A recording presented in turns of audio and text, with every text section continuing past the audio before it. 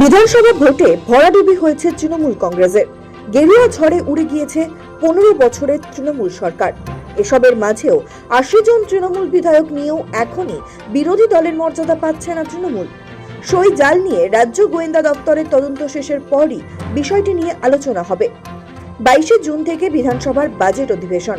তবে অধিবেশন চলাকালীন বিরোধী আসনে বসলেও বিরোধী দলের মর্যাদা না পাওয়ায় ঘরও পাবে না তৃণমূল পরিষদীয় দল। কিন্তু বিরোধী সিপিএম, তৃণমূল, আইএসএফ বা হুমায়ুন কবির বসার ঘর পাবেন, সূত্র বলছে এমনটাই।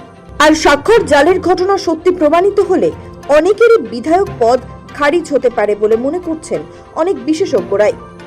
সিআইডি তদন্তে অস্বস্তিতে তৃণমূল বিধায়করা। একের পর এক তৃণমূল বিধায়কের বাড়িতে হাজির হচ্ছে সিআইডি। তাদের সই জাল কিনা তা খতিয়ে দেখতে বিশেষজ্ঞদেরও সঙ্গে নিয়ে যাচ্ছে রাজ্য গোয়েন্দা আধিকারিকরা।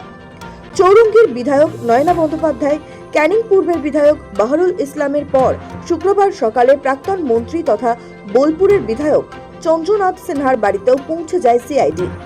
এমনকি শনিবার তৃণমূলের সর্বভারতীয় সাধারণ সম্পাদক অভিষেক বন্দ্যোপাধ্যায়ের হরিশ চ্যাটার্জি স্ট্রিটের বাড়ি সহ কালীঘাটের বাড়িতেও পৌঁছে যায় সিআইডি। নোটিশ ধরিয়ে আসেন অভিষেকের হাতে। সোমবার ভবানী ভবনে তলব করা হলো তৃণমূলের সর্বভারতীয় সাধারণ সম্পাদককে। ঠিক তারপরেই সিআইডি আধিকারিকরা পৌঁছে যান বেলেঘাটার বিধায়ক কুণাল ঘোষের বাড়িতেও। সূত্র বলছে, বিধানসভায় বিরোধী দলনেতা হিসেবে শোভনদেব চট্টোপাধ্যায়ের নির্বাচনকে কেন্দ্র করে জমা পড়া একটি চিঠি নিয়েই তৈরি হয়েছে জটিলতা। সেই চিঠিতে থাকা কয়েকজন বিধায়কের স্বাক্ষরের সত্যতা নিয়ে উঠেছে প্রশ্ন। অভিযোগ, কিছু স্বাক্ষর নিয়ে বিভ্রান্তি তৈরি হওয়াতেই গোটা বিষয়টি খতিয়ে দেখতে তদন্ত শুরু করেছে সিআইডি। তদন্তকারীদের মূল লক্ষ্য সেই চিঠিতে থাকা স্বাক্ষরগুলি আদৌ প্রকৃত কিনা তা যাচাই করা। কেন জাল সইয়ের অভিযোগ উঠছে? বিধানসভায় বিরোধী দলনেতা হিসেবে শোভনদেব চট্টোপাধ্যায়ের নির্বাচনকে কেন্দ্র করে জমা পড়া একটি চিঠি নিয়েই তৈরি হয়েছে জটিলতা। সেই চিঠিতে থাকা কয়েকজন বিধায়কের স্বাক্ষরের সত্যতা নিয়ে প্রশ্ন উঠেছে। সম্প্রতি বিরোধী দলের মর্যাদা ও ঘর চেয়ে স্পিকার রথীন্দ্রনাথ বসুর কাছে আবেদন জানায় তৃণমূল পরিষদীয় দল।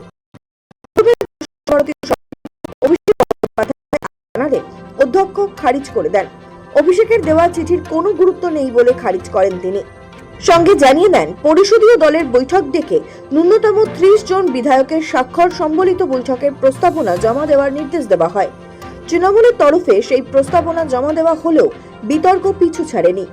তাৎপর্যপূর্ণভাবে এই সংক্রান্ত প্রথম চিঠি তৃণমূলের সাধারণ সম্পাদক হিসেবে বিধানসভা পাঠিয়েছিলেন অভিষেক বন্দ্যোপাধ্যায়।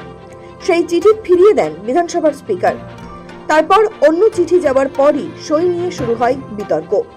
একই মামলা তদন্তে শনিবার অভিষেক বন্দ্যোপাধ্যায়ের বাড়িতে পৌঁছে যায় সিআইডি। তাৎপর্যপূর্ণ বিষয় হলো, তৃণমূল সুপ্রিমো মমতা বন্দ্যোপাধ্যায়ের বাড়িতে জয়ী বিধায়কদের নিয়ে একটি বৈঠক হয়। সেই বৈঠকে কম বেশি 25 বিধায়ক গড় হাজির ছিলেন। সূত্রের খবর, সেই মিটিংয়েই বর্ষিয়ান নেতা শোভনদেব চট্টোপাধ্যায়কে পরিষদীয় নেতা বাছা হয়। সেই নিয়েই চিঠিতে সই করা হয়। কিন্তু প্রশ্ন ওঠে, অনুপস্থিত বিধায়কদের সই কে বা কারা করলো তা নিয়ে দ্বন্দ্ব রয়েছে। সিআইডি তদন্তে নির্ভর করছে তৃণমূলের বিরোধী মর্যাদা।